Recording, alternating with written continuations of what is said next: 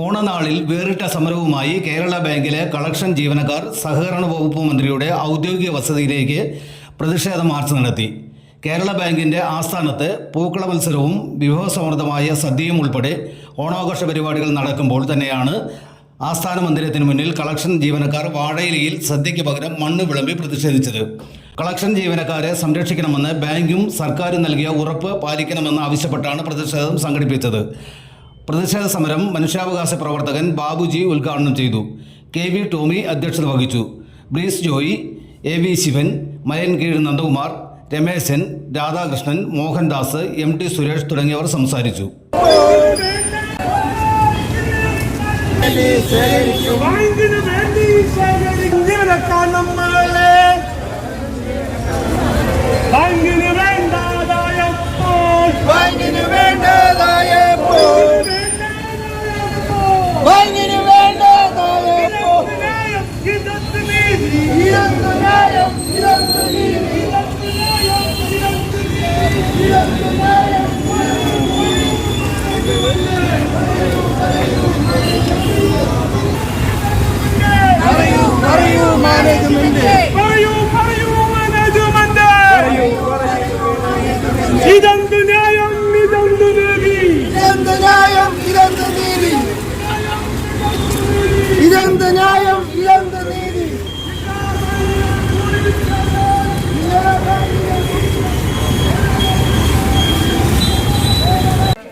വർഷം മുമ്പ് 24 വർഷം മുമ്പ് ഇത് ആരംഭിച്ച ഒരാളാണ്. അന്ന് നല്ല വരുമാനമുണ്ടായിരുന്നു. ആ ബാങ്കിലെ മറ്റു പല ജീവനക്കാർക്ക് കിട്ടുന്ന ശമ്പളത്തിനേക്കാൾ അപ്പുറമുണ്ടായിരുന്നു. അപ്പൊ ജോലി എന്താണെന്നറിയോ? നേരം വെളുക്കുന്നത് മുതൽ പാതിരാത്രി വരെ കളക്ഷൻ എടുക്കുകയും അതിനുശേഷം വന്നിരുന്ന് ഈ പുതിയ വായ്പക്കാരന്റെ ഫോൺ പൂരിപ്പിച്ച് അവന്റെ അക്കൗണ്ട് ഓപ്പൺ ചെയ്ത് അത് സകലവും നിർവഹിച്ചുകൊണ്ട് അവർ ആ ബാങ്കിൽ കടന്നു വന്ന് ഒപ്പിടുന്നത് ഒഴികെയുള്ള മുഴുവൻ ജോലികളും ചെയ്തുകൊണ്ടാണ് ഞാൻ അത്രയും ലോണുകൾ സമ്പാദിച്ചത്. അല്ല ചുമ്മാ തേരാപ്പാലം നടന്നിട്ടില്ല.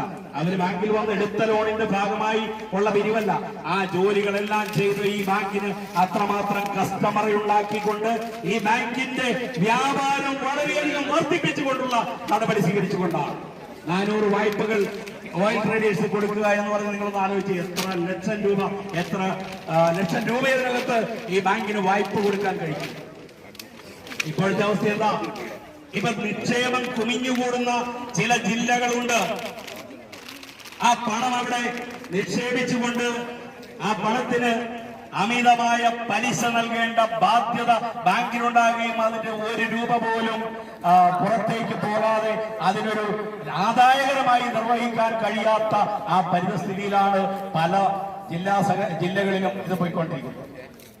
ഏതാനും ജില്ലകൾ മാത്രമേ ഉള്ളൂ നിക്ഷേപത്തിന്റെ കാര്യത്തിൽ പുറകോട്ട്. ബാക്കിയെല്ലാം നിക്ഷേപം അധികരിച്ച് തന്നെ മുന്നോട്ട് പോകുന്ന ഒരു സമ്പ്രദായമാണുള്ളത്. അത് ബാങ്കിനെ സംബന്ധിച്ച് വലിയ നഷ്ടമാണ്.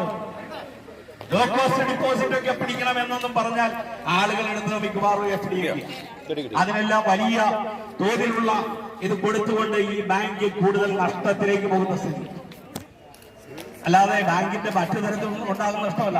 വായ്പ കൂടുതൽ പുറത്തേക്ക് കൊടുക്കാൻ ഒരുപാട് സ്കീമുകൾ ഉണ്ടാക്കിയെങ്കിലും എന്തുകൊണ്ടാണ് അത് വിജയിക്കാത്തത് എന്ന് പരിശോധിക്കാൻ ഈ തട്ടിന്മുകളിൽ ഇരിക്കുന്ന ഏതെങ്കിലും ഉന്നത ഉദ്യോഗസ്ഥരോ അല്ലെങ്കിൽ അവരെ നയിക്കുന്ന ഭരണസമിതിയോ ആലോചിച്ചിട്ടുണ്ടോ?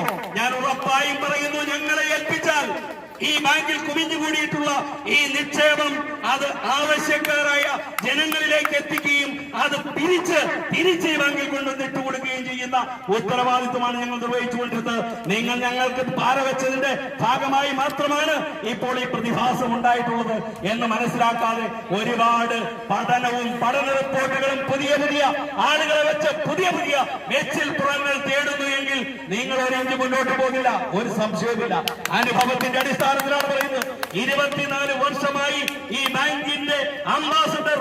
ഇപ്പൊ അംബാസഡറിനൊന്നും ഒരു ഡിമാൻഡില്ല. ഇന്നോവയോ മറ്റേ ക്രിസ്റ്റയോ ഒക്കെ വേണം. അല്ലാതെ അംബാസഡർ ഇപ്പോ ഒതുക്കി ഏതെങ്കിലും ഷെഡിലോ മൂലയിലോ ആക്രിക്കടയിലോ തൂക്കി കൊടുക്കുന്ന ഈ സന്ദർഭത്തിൽ ആ അംബാസഡർ എന്ന് നിങ്ങൾ വിളിച്ചത് അതേ അർത്ഥത്തിലാണ് ഇന്ന് ഞങ്ങൾക്ക് അനുഭവപ്പെടുന്നത്.